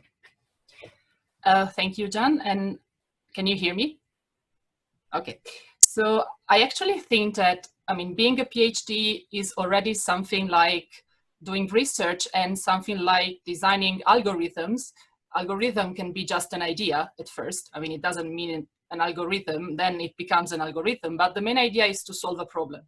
So you start doing this thing during your PhD because you have to solve a lot of problems. And I think this concept has barely no difference if you think it applied to a scientific work or if you think it applied to an industrial application. Because the idea is exactly the same. Of course, for this purpose, in high-performance computing knowledge, Professor Zio was always speaking about simulation. Simulation was all over the place, and I think it's actually very important to know HPC because it allows you to have some tools. So you may have a good idea, but if you don't know how to actually write it and put it into a code, it might be difficult. So this is definitely fundamental. And Trieste is also the third user of Cineca facilities after Milan and Rome and before Bologna and Turin. So these tell us that actually there has been a continuous, Friuli Venezia Giulia region and Trieste in particular has continuously gone forward with innovation and with spending also money and stuff in this scientific and high performance computing facilities. In this sense, I'm enrolled this year in the Master in High Performance Computing, and it is held at SISSA, and I think it's a real great opportunity to enlarge the abilities that I have gained during my PhD in SISSA for designing algorithms, and it exposes students to a variety of different topics, of all the different and new discoveries in scientific computing. But scientific computing, as I told you, is exactly the same as industrial application. This is what I think, and it also gives you a lot of courses, so a lot of possibilities to learn different topics. So you can also apply all this knowledge that you gain in something like SAFE. Actually, SAFE has started from Aurora, which has actually a question before, and it is no surprise to me that actually SAFE stems from a previous thesis master. So the master in high performance computing is continuously related to this SAFE project. because the SAFE project was focused on the propagation of a damage in a network. So actually there is a lot of algorithm and designing algorithm in this. So I think they are completely intertwined. And PhD is definitely no difference in this. So that would be my answer to your question. Thanks, Martina, for pointing out on the territory, both the investment on infrastructure, but also in the educational programs, and so an investment of new talents and valorization of talents and knowledge transfer. And changing a little bit now topic and going back on some aspects that has been already mentioned also in the talk by Professor Zio, I would like to ask Nicola Demo, why also, let's say, automatic learning as an emerging field in science, but also in industrial research could be important for the SAFE project, specifically, or more generally in the field of... Thank you, Gianluigi, for the question. I'll try to give you a brief answer based on my little experience. Can you hear me? Yeah. So basically, we all can see that basically in all the field, the artificial intelligence is let's say occupying a lot of different arguments, a lot of different scenarios, because basically the most intuitive way to explain it is that artificial intelligence helps a lot trying to address problems that at the moment are still too complex to really be understood by human reason, let's say. So as Professor Zio has already introduced it during his talk, basically we are trying to handling with a very, very complex system, and to try to let's say try to sketch a path to navigate among all these kind of different actors that are somehow combining itself. The artificial intelligence can give us a very concrete, because at the end the most powerful, let's say, skill of artificial intelligence is that we can directly apply on the problem, and with this kind of possibility to learn to accumulate experience in a laptop, we can try to extend a lot our knowledge.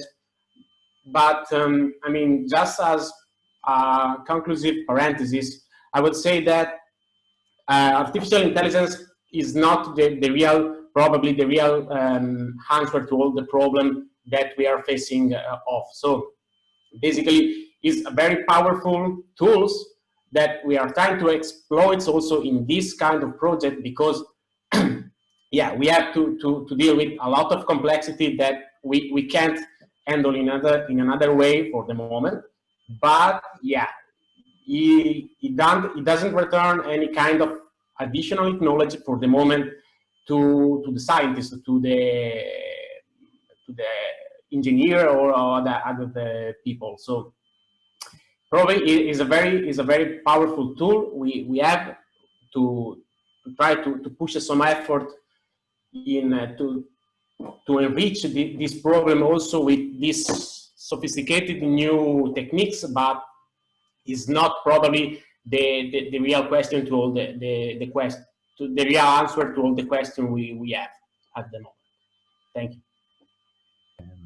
Thank you, Nicola. Of course, we agree the broader level. Also, we have lots of physics that can be already used, and we don't have, of course, to use for all the purposes of artificial intelligence. So you created me a link also for the next question to Sarah Ceschia, because at this point, I would like to ask her about her research in the creation of intelligent algorithms, and how these algorithms could be useful not only in the SAFE project, but most broadly in safety studies like we are dealing today. Thank you, Professor Ruffo. I just wanted to introduce myself because previously there was some noise. I'm a researcher in operation research at the University of Udine. And my research activity is about the definition, the modeling and the solution of optimization problems in the finite domain, in the discrete domain. And our main activity is about the development of solution techniques to solve mainly problems related to scheduling and timetabling. For instance, problems like the definition of the timetable of the lesson for university, of the definition of the calendar of exam for university, but also different kind of problems. For example, a problem which is very actual at this moment, which considering the actual COVID emergency, which is the definition of the rostering for the nurses of a hospital, considering several constraints about the patients, about the contracts, the job contracts.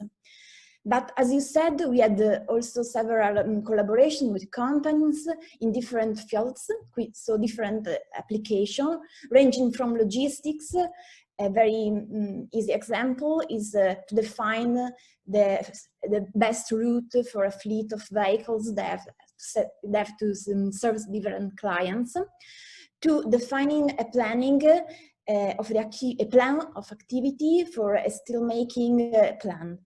So we have different applications. And for this specific project, for our contribution for the SAFE project will be to develop, as Andrea Marchese said, a decision support system that, considering the condition of the ship, as already Professor Zio said, monitoring through sensors the status of health of each component of the ship and other information available about the expected behavior of the component of the ship, for instance, the level of the degradation, due to some unexpected events like the flooding, the fire, a failure. This system will be able in some terms to predict what will be happen. So to define some possible scenarios and to help the captain, the crew, the leader team of the ship to take some decision about what they have to do in response to this accident. For instance, a decision will be to continue the cruise, or to go to have a safe return to port, or to have an orderly evacuation.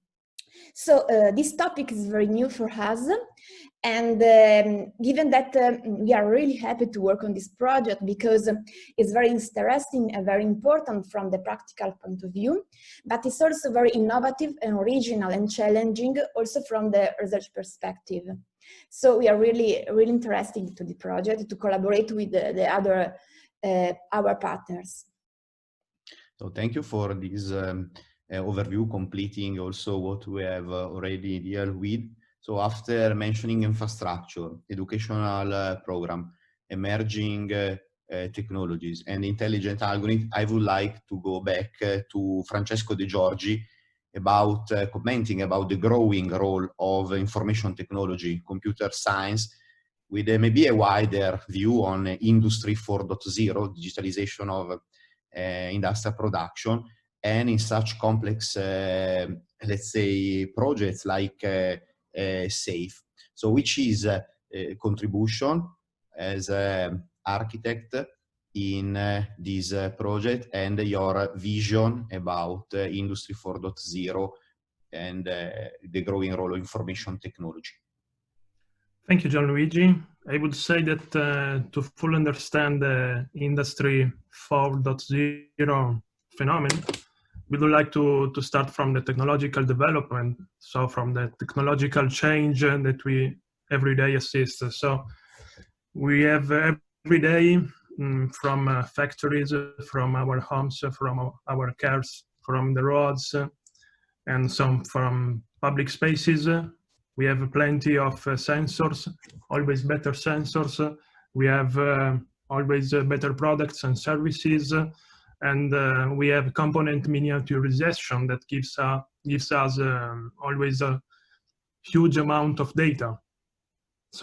We have some direct benefit from this data. So for instance, we can be able to forecast tomorrow's weather as well, and to monitor everything from our smartwatch. And all of this data that come from fabrics, from factories, from our home, and from other environments must be collected, must be gathered in the data lake. So the old concept of data warehouse will become the data lake, so a lake made of data. And this lake, all of this huge amount of data must be addressed by proper competencies and skills that we found in the computer science field. And overall, in the computer science field, we need competencies, skills, and overall, we need education, so learning and specialization in education. And all of these aspects must be involved in the business model loop of the companies. So from the point of view of a ship is not different from an Industry 4.0 challenge. So we can say that there is a ship 4.0 with a lot of sensors, with a lot of data coming from a lot of Internet of Things on the ship, and all of this data must be properly analyzed, because we have this digital twin of the ship that store all of this data. And in the digital twin of the ship, we need to understand which is the right configuration of the ship that we want to address for a safe return to port. So to analyze all of this data, we need to create a tool, a computational tool, necessary to fully understand which is the right configuration. So you have basically a lot of data coming from the ship, and you send all of this data to this simulation infrastructure where the simulation can happen. And then the simulation infrastructure gives back to you the result and gives the human and the operators of the ship the capability to understand which is the better decision you can take for the ship and for the passengers of the ship.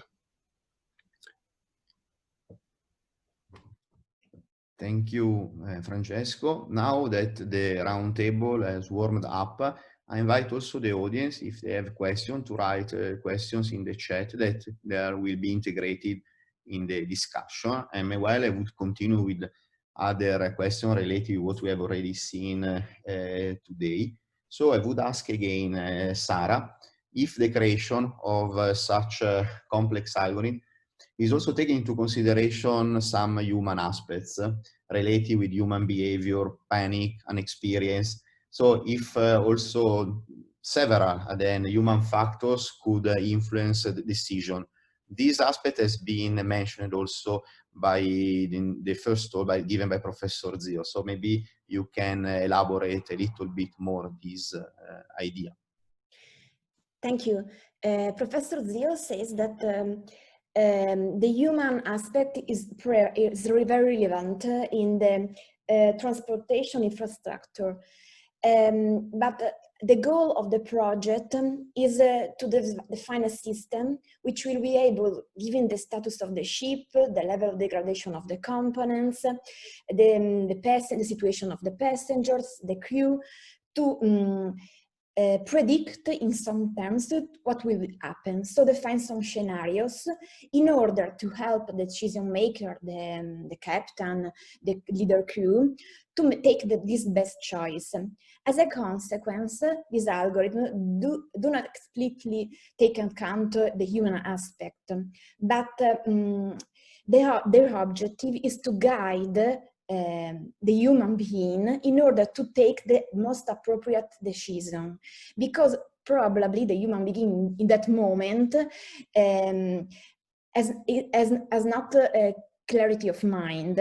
He panics because he has no experience of a new unexpected event, and so it is very difficult to take the right choice.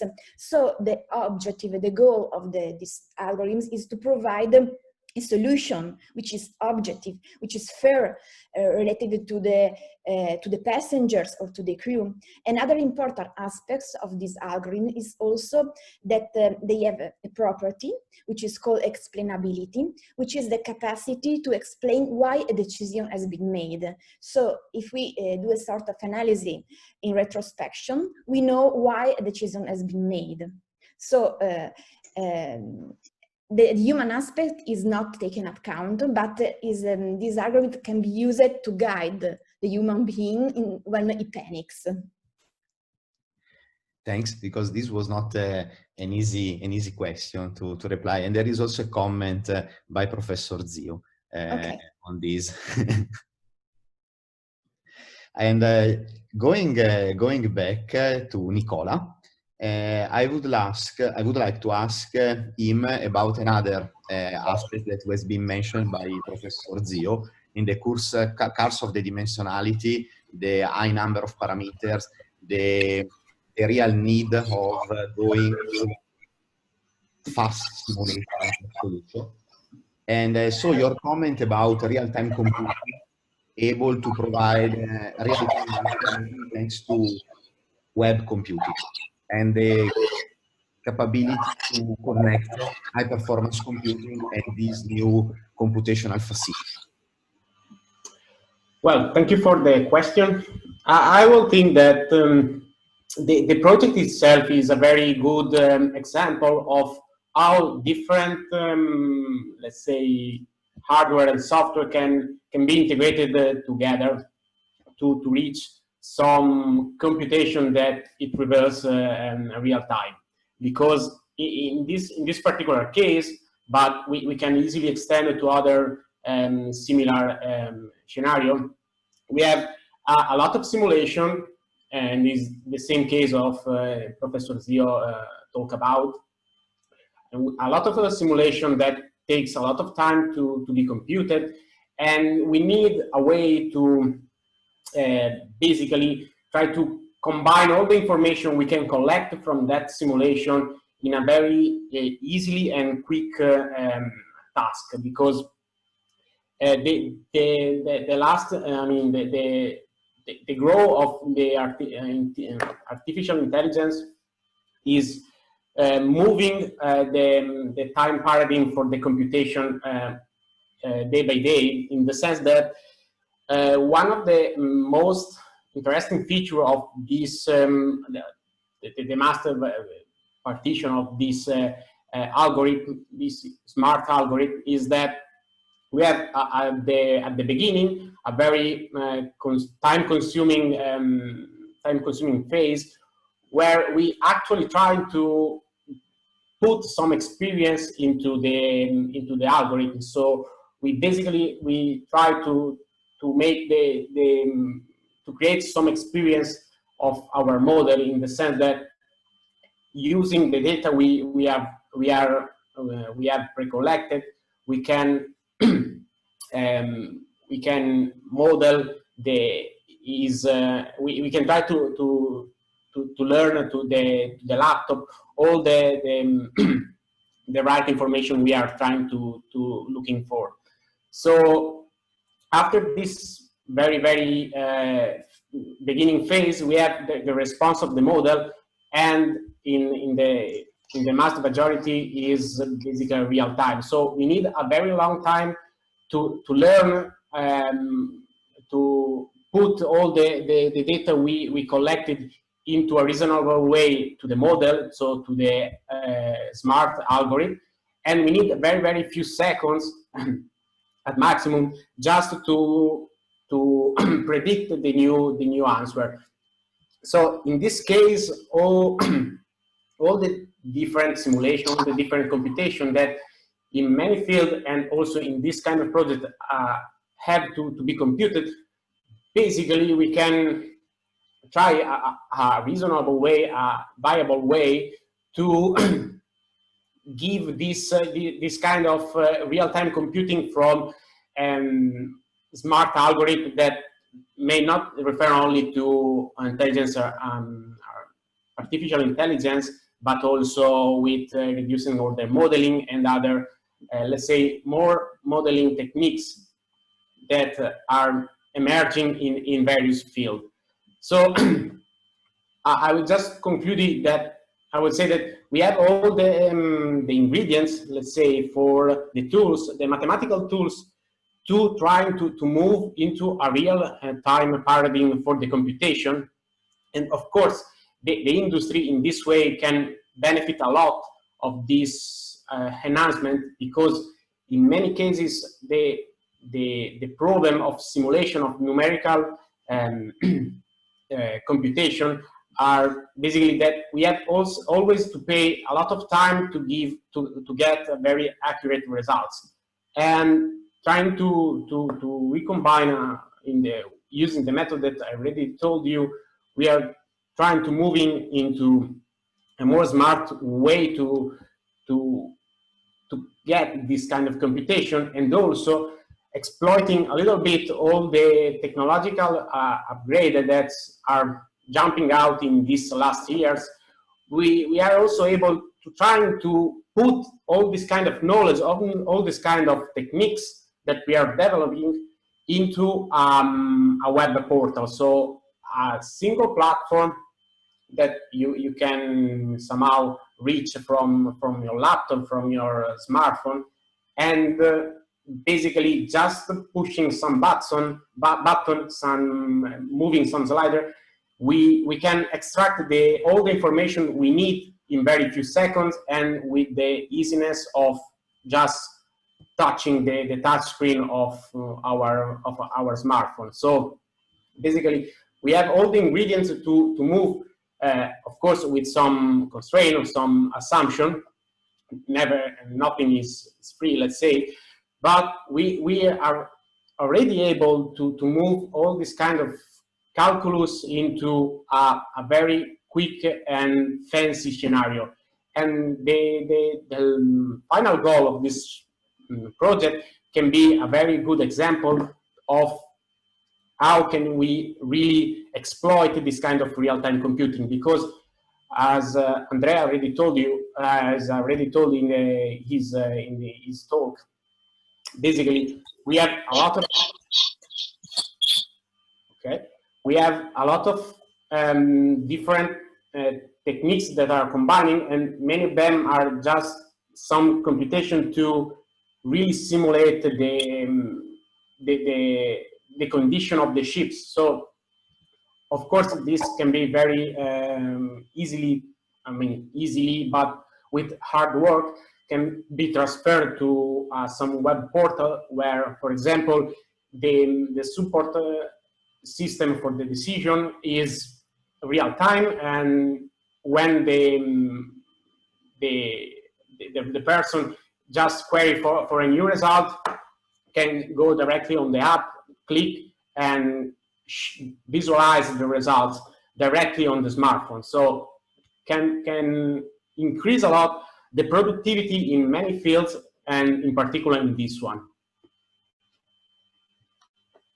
Thank you, Nicola, for this overview, also on this last missing connection about the abstract they will glue together. I would go back to Martina, and I'm going back to human aspects, but in a different way to Sarah. And I would like to ask about the importance of the team working in this project, or also in similar one, when there are so many different competencies. And when there are also several different and know-hows. Yeah, I can hear some noise, but maybe there's some microphone. I unmute. Okay. Okay. You can hear me. It's okay. Yeah. So, I mean, I've always been convinced that collaboration is fundamental, and so I think that comparing with others, you gain a lot about other capabilities, but also a lot about what you can actually do, because maybe you realize something that you didn't know. Of course, this doesn't come, I mean, there are no free lunches, so it requires a lot of communication. It requires a lot to have the willing to compare with others and have the willing to stay on the same page. So this means that you must have a common vocabulary, and every time you meet with somebody, you must actually develop it, which is not easy at all. However, I think that there are some works, and I think what Andrea Marchese was showing in the slide is a perfect example. It showed like 4 goals, but 4 goals are also 4 expertise actually, and they are all different. And I think that nobody all alone would be able to complete the whole job. So sometimes it's just needed. Many times it's just needed. So I can actually mention as an example an experience that I've done during my PhD. It's called PhD for PMI, and is actually a project in SISSA which exposes PhD students to the local small and medium industries. So you actually get in touch with the industrial framework of Trieste in this case, but also the surroundings. And in my groups, we were physicists as well as psychologists. So we had an hard time communicating. I'm not telling you that it's easy, but our project was a success just because we were willing to have the same, I mean, stay on the same page. Of course, this just comes with listening, with adapting, with meeting. But if you search for a common ground for these strategies, I think that you can actually add the capability and not subtract, and do not subtract them, which I think is actually what we are trying to do in this SAFE project. And actually, we're quite a mosaic of expertise, even in each goal. So even each goal has different capabilities. And if you put the 4 all together, then it becomes a real funny mix. But I think that's the force of this. That's not the weakness. That's what I mean. So, thank you, Martina. And a last question, just to close this overview. Now we go back, let's say, on institutional fields after human aspects of the team working. I would like to ask to Francesco comment few words, a vision about innovation in Regione Friuli Venezia Giulia and the important role played by startups or spin-off in connecting also innovation between university and small, medium enterprises, or even big companies. Yes, I think that one of the main assets in Friuli Venezia Giulia region is the population of researchers and institutions, so people employed in research institutions. We have probably one of the highest ratio for citizen to scientist in Italy, and this asset must be properly taken and must be brought to the market, in the sense that people involved in a research institution and scientists must bring their asset to the market with some technological exploiting by means of startups and, for instance, small medium enterprises. This is also my experience because I was working in SISSA up to 2011, and then I started my company Exact Lab. It is actually involved in the SAFE project together with Architect. And in Exact Lab, I brought all my experience I gathered in SISSA as regard high performance computing infrastructure. So in order to give more competitive advantage to our region and also to the national region, we can think that one of the assets of Trieste and also Friuli Venezia Giulia, that are the research institutions and scientific population, can be properly transferred to the small medium enterprises fabric by means of startup, and thanks to their vocation to innovation. So, thanks, Francesco, and I think that the final, let's say, goal for this virtuous path to innovation could be also ESOF 2020 in Trieste, where we will see also the impact of research and science to society for innovation, improving quality of life. So there is another question for, I think, for Sara, so I directly ask her, from Dr. Scialla from Lloyd. Lloyd is also one of the partners of the project. And the question is related in algorithm design. Is there any process of verification and validation using the development of algorithm? If so, what models is used? And there is a mention about the V model. Okay. The project has just started, so is the project still ongoing. At the moment, we have not considered any validation and verification process, but there will be a mathematical model. So there will be a sort of verification. We expect to have a third-party verification, maybe from another institution. So what our idea at the moment is to devise this solution technique, probably using approximate algorithms, but to develop also a mathematical model in order to validate the solutions, and to provide, to have a third-party validation process from a different institution.